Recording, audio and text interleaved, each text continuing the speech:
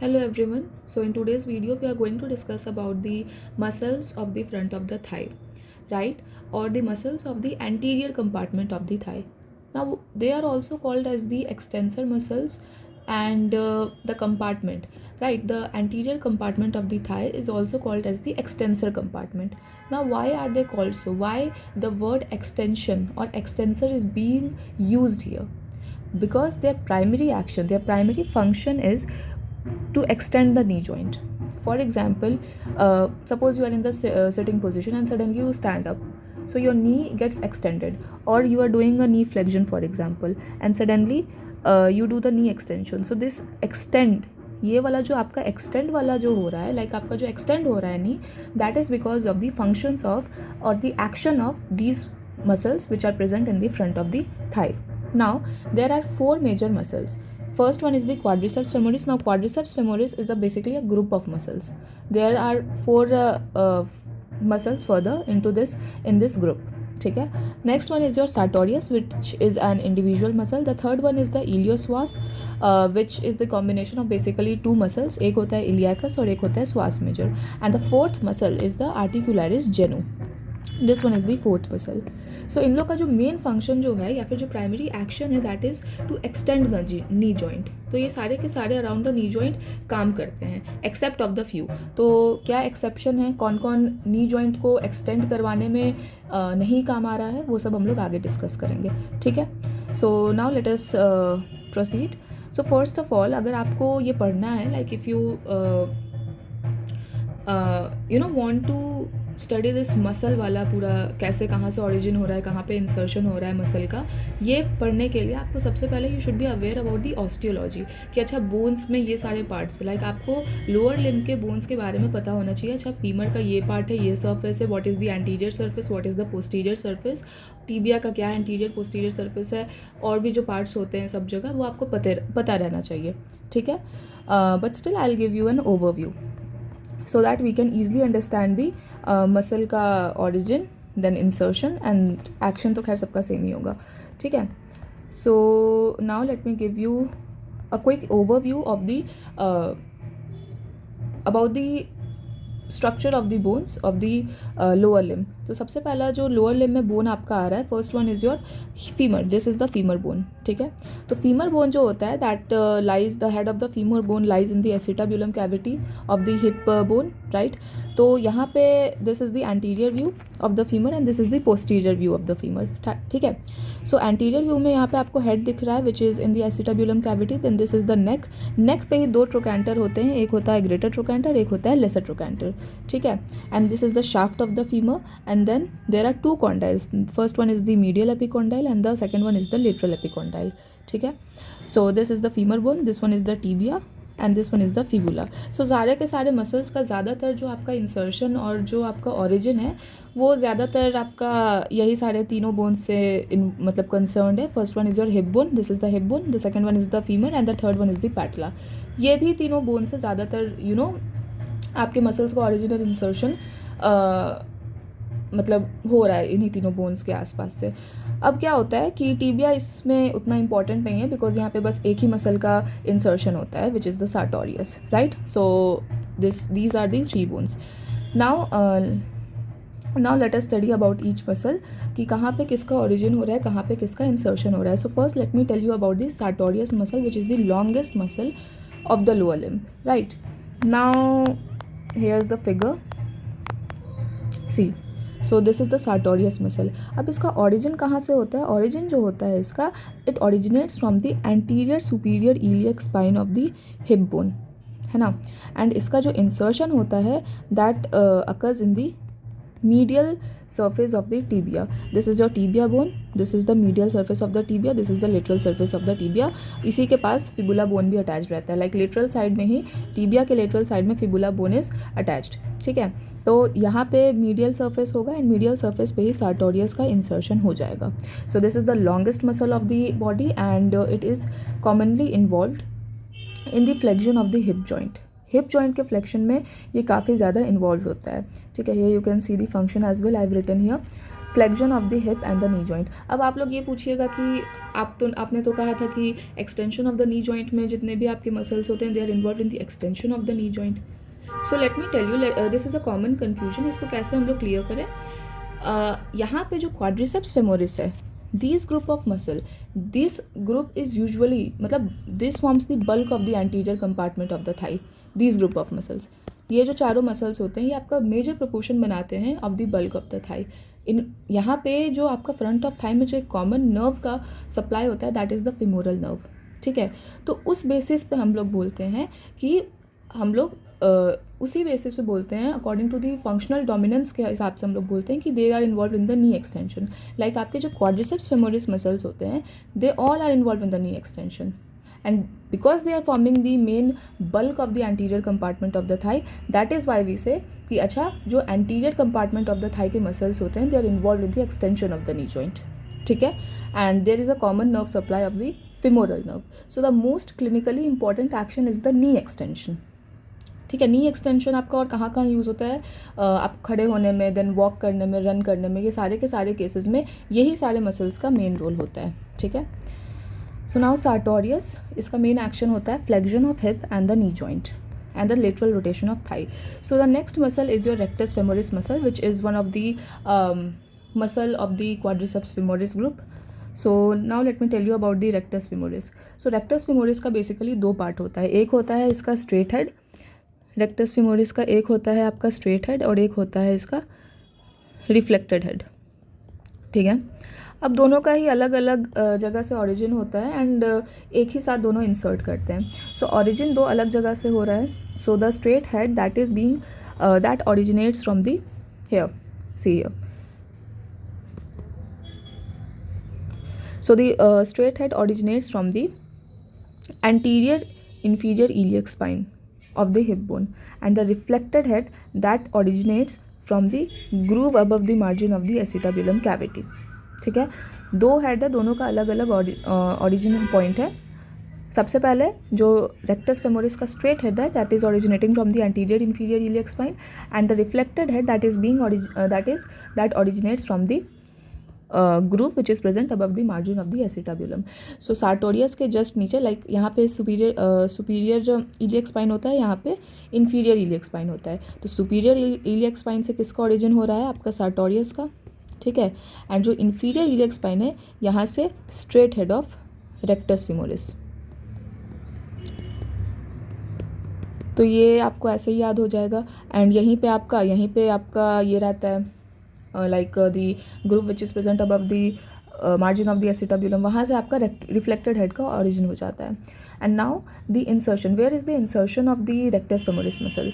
So it inserts at the base of the patella, this is the patella bone, ठीक है, and this is the base of the patella. So it gets inserted into the base of the patella. So these are the two muscles of your anterior compartment of thigh. Now the rectus femoris is also called as the kicking muscle, I mean, ठीक है, not muscles, it is an individual muscle, so it is also called as the kicking muscle. Now let me tell you about now three other muscles, which is the vastus group of muscles. So the vastus group actually has three muscles, which is your vastus medialis, vastus lateralis and vastus intermedius. तो जैसा कि आपको नाम से ही पता चल रहा है कि लेटरलिस है तो कहीं ना कहीं this will be present at the lateral side, अगर मीडियालिस है तो कहीं ना कहीं मीडियल साइड में होगा, इंटरमीडियस कोई बीच का मसल होगा, है ना। सो अब हम लोग उसके बारे में बात करते हैं ना। वास्तस लेटरालिस का जो ऑरिजिन होता है that originates, see this is your femur, right. अब फीमर के एंटीरियर पार्ट पे मेरे पास इंटरट्रोकेंट्रिक लाइन होता है, ठीक है, और जो आपका फीमर रहता है इसके पोस्टीरियर साइड पे आपका इंटरट्रोकेंटिक क्रेस्ट होता है। तो ये ऑरिजिनेट कहाँ से करता है, upper part of the intertrochanteric line. अब इंटरट्रोकेंटिक लाइन, इंटरट्रोकेंटिक क्रेस्ट और लीनिया एस्पेरा ये सब आप लोग ऑस्टियोलॉजी में पढ़ते हैं, ठीक है। So it originates from the upper part of the intertrochanteric line, फिर ये पीछे के साइड में जाता है, पीछे के साइड में जाते हुए ये लेटरली जाता है, लाइक ये आपके लेटरल साइड से जाता है, ठीक है। So lateral lip of gluteal tuberosity से पास करता है and then upper half of the lateral lip of the linea aspera. So it originates from the upper part of the intertrochanteric line extending till the upper half of the lateral lip of linea aspera, and it originates at the lateral border of the patella. So this is your vastus lateralis. Now the vastus medialis, this will originate from the lower part of the intertrochanteric line. Vastus lateralis was originating from the upper part of the intertrochanteric line. ये lower part से हो रहा है, एक यहाँ पर है, this is your लेटरालिस, एक यहाँ से हो रहा है, दिस इज़ योर मीडियालिस. दोनों ही इंटरट्रोकैंटिक लाइन से ही दोनों का ही ऑरिजिनेशन हो रहा है. अब जो मीडियालिस मसल होगा ये आपका medial lip of the linea aspera से होते हुए जाएगा. आपका लेटरालिस कहाँ से जा रहा था, lateral lip of Linnaea aspera से. तो जो आपका मीडियालिस मसल होगा ये कहाँ से जाएगा, medial lip of the linea aspera से. ठीक है. And again it will insert at the medial border of the patella. Patella के लेटरल बॉर्डर में कौन सा था, वास्तस लेटरालिस. वास्तस इंटरमीडियस जो होता है ये आपका एंटीरियर, जो आपका shaft of the femur bone है उसके एंटीरियर सरफेस को कवर कर देता है. ठीक है. 3/4 of the anterior and the lateral surface of the shaft of the femur, like it is present at the shaft of the femur. ठीक है.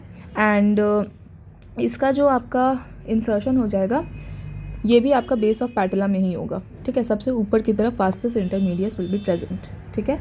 और जस्ट इसके नीचे दो छोटे छोटे मसल्स, और मतलब यहाँ पे एक और मसल रहता है which is your आर्टिकुलरिस जेनु.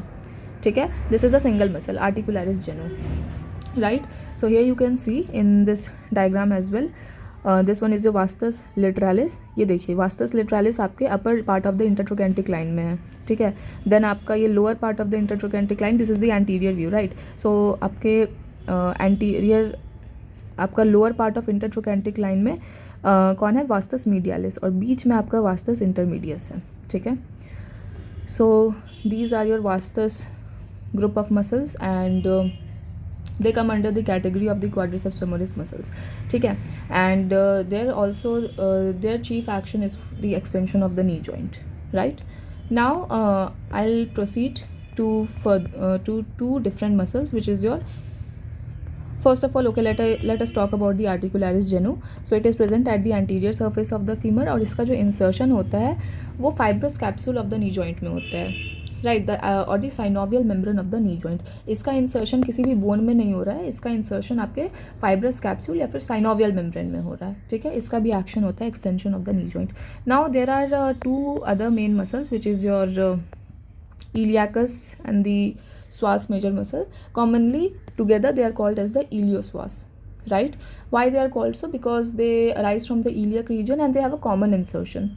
they have a common insertion. they insert in the lesser trochanter of the femur. lesser trochanter में इनका इंसर्शन हो जाता है, तो ये लोग साथ ही में देखने को मिलते हैं. So they are called as the iliopsoas muscle. Right.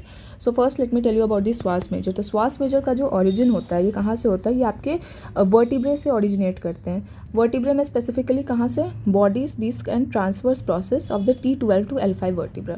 Right. आपका थोरैसिक वर्टिब्रा से लंबर वर्टिब्रा, T12 से लेके L5 तक. ठीक है. T12 देन L1 से लेके L5 तक वर्टिब्रा से ये लोग ओरिजिनेट करेंगे and they will insert into the lesser trochanter of the femur. ठीक है. इलियाकस के बारे में बात करें, so it originates from the iliac fossa. Iliac fossa जो होता है, wait, iliac fossa, this is your hip bone. ये वाला जो पोर्शन है this is called as the iliac fossa. So iliacus जो है यहाँ से ओरिजिनेट करता है and it will again insert into the lesser trochanter. यहाँ पे था आपका लेसर ट्रोकेंटर, यहाँ पे इसका क्या हो जाता है, यहाँ पे लेसर ट्रोकेंटर है, ये वाला आपका एंटीरियर व्यू है, ये वाला आपका पोस्टीरियर व्यू है, यहाँ से अच्छे से दिख रहा है. सो ये भी कहाँ पे इंसर्ट कर जाएगा, इनटू द लेसर ट्रोकेंटर. ठीक है. And iliopsoas major muscle, iliacus and the psoas major muscles, these are chiefly involved, these are the powerful flexors of the hip joint. Hip joint के फ्लेक्शन में इन लोग का major contribution होता है. ठीक है. So these are the two muscles of your, again the anterior compartment of the thigh. Right. Now I am going to discuss about the nerve supply. So the sartorius, quadriceps femoris, articularis genu and iliacus, these four muscles are supplied by the femoral nerve. ठीक है. ये इन लोग का root value है. Common supply किसका हो रहा है, femoral nerve का हो रहा है. ठीक है. एक बस श्वास मेजर जो है उसका जो सप्लाई होता है that is directly from the L1 to L3 lumbar nerves. इन लोग का जो सप्लाई होता है, देखो क्या होता है कि लंबर प्लेक्सस से फेमोरल नर्व बन रहा है, ठीक है। लंबर प्लेक्सस से सारे नर्व का कलेक्शन हो रहा है एंड देन यहाँ पे फेमोरल नर्व एक ऑरिजिनेट कर रहा है जो कि आपको आपके सारे इन चारों मसल्स को सप्लाई करेगा। लेकिन यहाँ से डायरेक्टली आपके लंबर नर्व्स अराइज करते हैं, they do not form a plexus and they will supply to the psoas major muscles. ऐसे आपको सिंपली याद रखना है, जो आपके वाइवा में काम आएगा और जो एग्जाम में काम आएगा, that is you have to simply remember कि ठीक है फेमोरल नर्व होता है which will supply all these 4 muscles, और श्वास मेजर को सप्लाई कौन करेगा, the ventral rami of L1 to L3 lumbar nerves. So this is your nerve supply. Now here are the actions. See, सबसे पहले आपका कौन सा है, क्वाड्रिसेप्स फेमोरिस है। क्वाड्रिसेप्स फेमोरिस में ये 4 मसल्स हो जाएंगे, इनके तो मेन फंक्शन ही हो जाएंगे extension of the knee joint and they form the bulk of the anterior compartment of the thigh, ठीक है। चारों का जो ये है nerve supply that is the femoral nerve, ठीक है। फ्लेक्शन ऑफ नी जॉइंट में सार्टोरियस काम करवाएगा और ये फ्लेक्शन ऑफ हिप जॉइंट में भी काम आता है। उसके बाद rectus femoris, sartorius, iliacus, psoas major, these are involve in the flexion of the hip joint, ठीक है। So this is your knee flexion, this is your knee extension. Walking, running, these are all the examples of the knee extension, daily life examples, right. वही चीज़ है जो आपको करना है, जो इनका मेन काम है, ठीक है। उसके बाद this is your hip joint. Hip joint का ये फ्लेक्शन हो रहा है, तो हिप जॉइंट के फ्लेक्शन में आपके ये चारों के चारों मसल्स इन्वॉल्व हैं एंड जो आपके नी जॉइंट का एक्सटेंशन हो रहा है उसमें बेसिकली ये सारे के सारे मसल्स इन्वॉल्व हैं, और ये वाला है flexion of hip knee joint में, ठीक है। So this is all about your muscles of the front of the thigh. If you do not understand कि कहाँ पे ग्रेटर ट्रोकैंटर क्या होता है, लेसर ट्रोकैंटर क्या होता है, so you have to study osteology for that, right. बाकी I have explained everything in this, so thank you.